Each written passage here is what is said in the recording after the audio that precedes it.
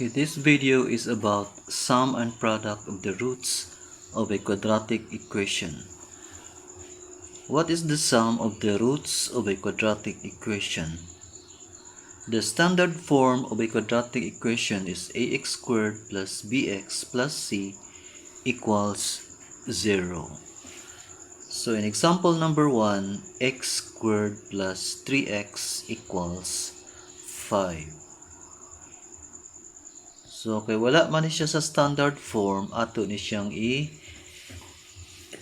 into standard form. So, kaning 5, ato ni siyang i-transpose sa left side para mahimong standard form. So, x squared plus 3x.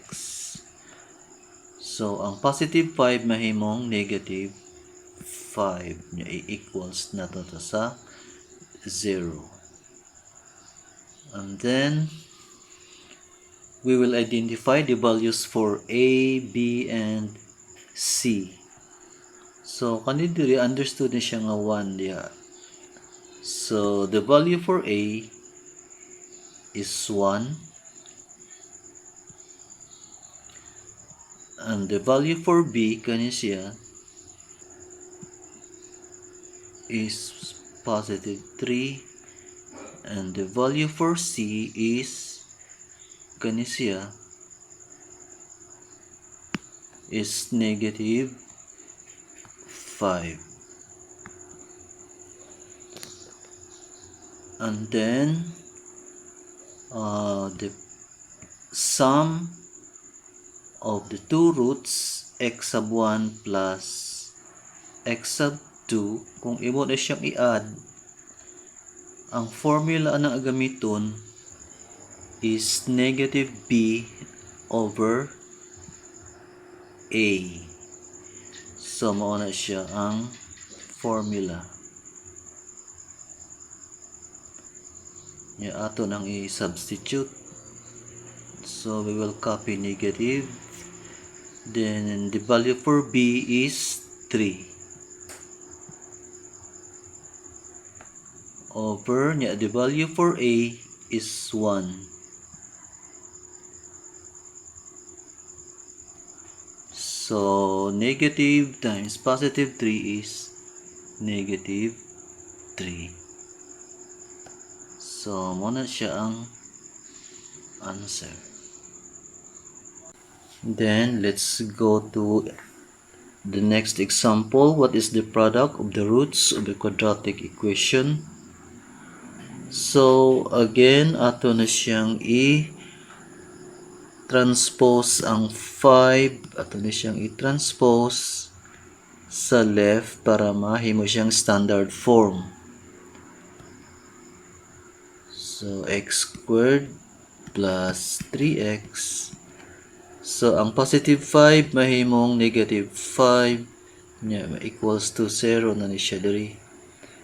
Nya ang value sa atong a, so understood as 1 man na siya diya. So a is 1, b is positive 3, and c equals negative 5. The formula kung ang x sub 1 imo na siyang i-multiply kani siya understood siya kani siyang point multiplication na siya. So x sub 1 times x sub 2 and the formula is c over a. So, amo na ang pattern sa kung mag-multiply ka sa duha ka roots. Muna atong formula c over a. So, we will substitute. The value for c is negative 5. Negative 5. Nya ang value sa a is 1. So, negative 5 over 1 is negative 5. So, negative 5 ang answer.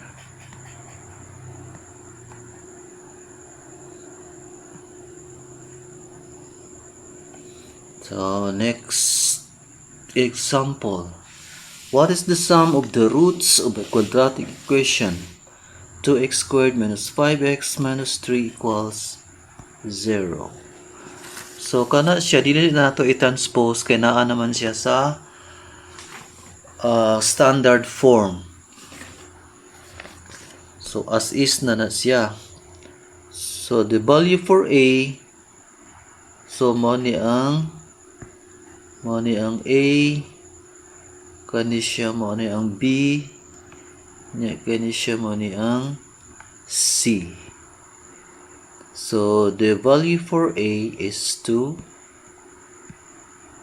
and the value for B is negative 5 and the value for C is negative 3.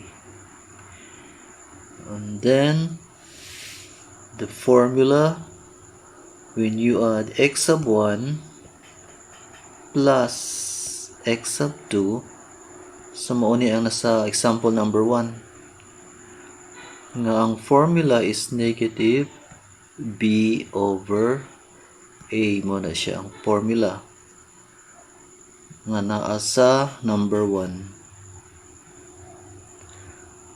So ato na isang i-substitute or atong i-plug in. So I will copy negative and the value for b is negative 5 over the value for a is 2. So negative times negative 5 is positive 5. Ito na lang kopyahon ang 2. So that is the answer. And then next example, what is the product of the roots of a quadratic equation x squared minus 4x equals negative 6? So wala man na siya sa standard form, atong i-transpose ang negative 6 to the left. So mahimo na siyang x squared minus 4x. So ang negative 6 mahimong positive 6 kay gi-transpose man nimo. So mahimo na siyang 0 dili. So ang value sa a, the value for a is 1. Okay, understood man siya nga 1 diya. Then the value for b, is negative 4 and the value for c is positive 6. And when you multiply the roots of the quadratic equation,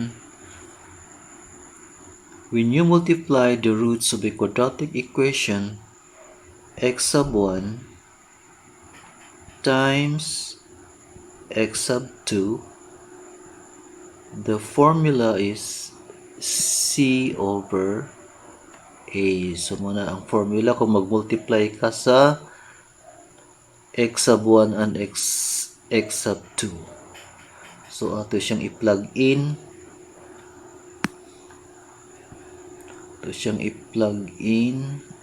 Or substitute. The value for c is positive 6 and the value for a is 1.